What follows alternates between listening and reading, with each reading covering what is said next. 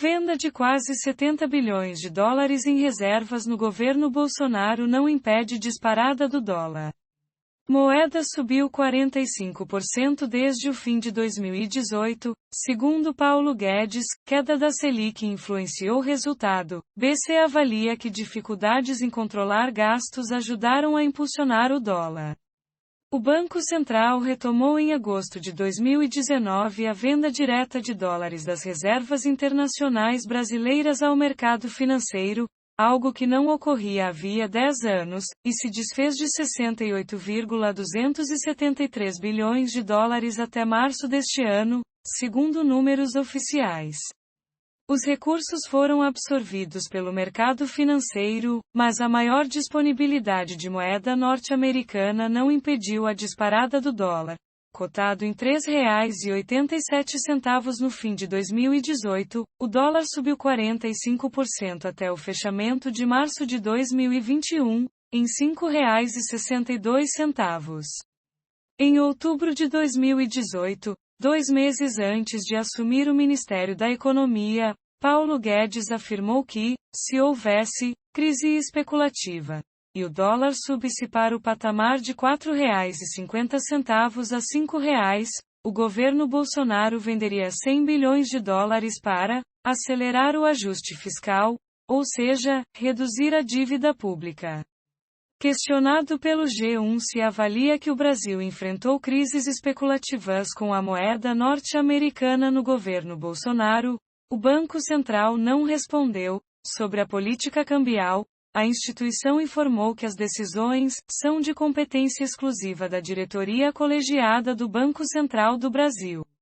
O Banco Central informou ainda que, no regime de câmbio flutuante, adotado pelo governo brasileiro, não há metas para o dólar e que, portanto, a atuação ocorre, caso se identifiquem condições adversas para o seu regular funcionamento. Deste modo, não tem relação com a política fiscal, ou seja, com a redução da dívida pública. O dólar alto dificulta as viagens de brasileiros ao exterior, assim como a compra de ativos fora do Brasil. Também torna mais difícil o controle da inflação, pois os insumos e produtos importados ficam mais caros, ao mesmo tempo em que favorece as vendas externas que se tornam mais rentáveis aos exportadores. Nos últimos meses, Paulo Guedes tem citado uma mudança do mix da política macroeconômica como a principal causa para a alta do dólar no governo Bolsonaro.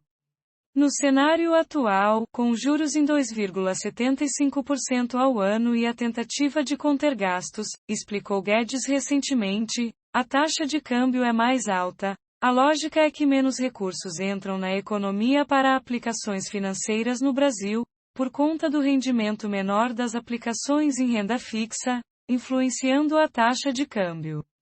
Nós apertamos o cenário fiscal, a taxa câmbio de equilíbrio está mais alta, não é R$ 1,80, como no passado, nós costumávamos ter taxa de juros de 2 dígitos, e câmbio de R$ 1,80 a R$ 2,20, disse ele na semana passada, em videoconferência.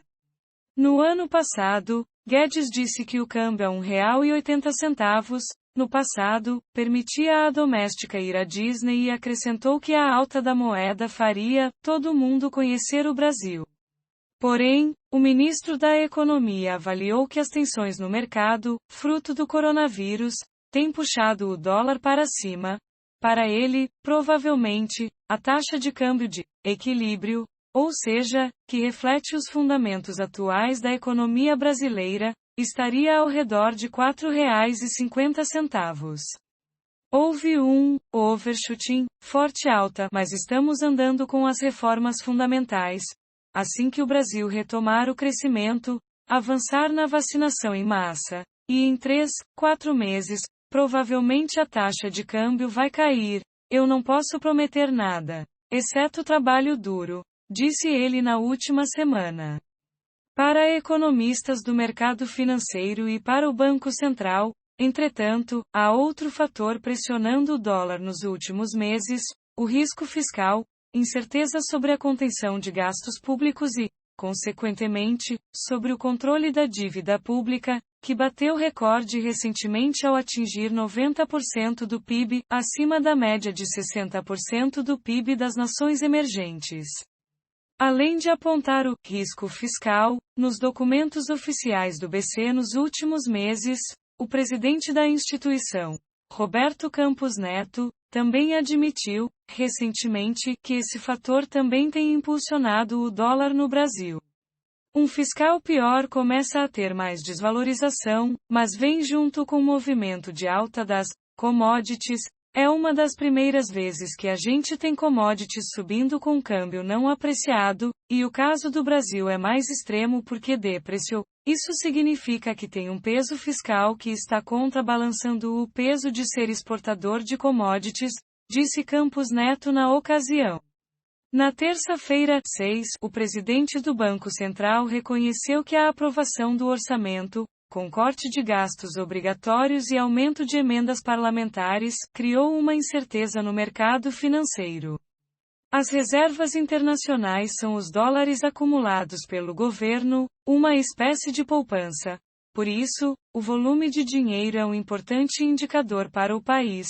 A vantagem de ter dólares em caixa é que isso dá garantias contra eventuais crises no mercado internacional. Números do Banco Central mostram que a venda de 68,273 bilhões de dólares em reservas internacionais desde o início do governo Bolsonaro não baixou seu patamar em igual proporção. No fim de 2018, as reservas estavam em 374,715 bilhões de dólares, pelo conceito de caixa, passando para 347,413 bilhões de reais em 31 de março de 2021, queda de 27,3 bilhões de dólares.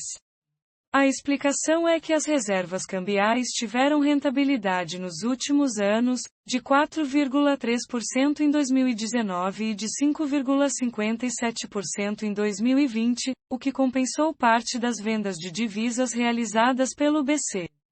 Segundo a instituição, as reservas são investidas principalmente em títulos de outros países bem avaliados por agências de classificação de risco. Com a pandemia do coronavírus, esses papéis se valorizaram, aumentando o rendimento das reservas brasileiras. Sem a venda das reservas internacionais nos últimos anos, a dívida bruta estaria acima do patamar recorde de 90% do PIB registrado em fevereiro deste ano.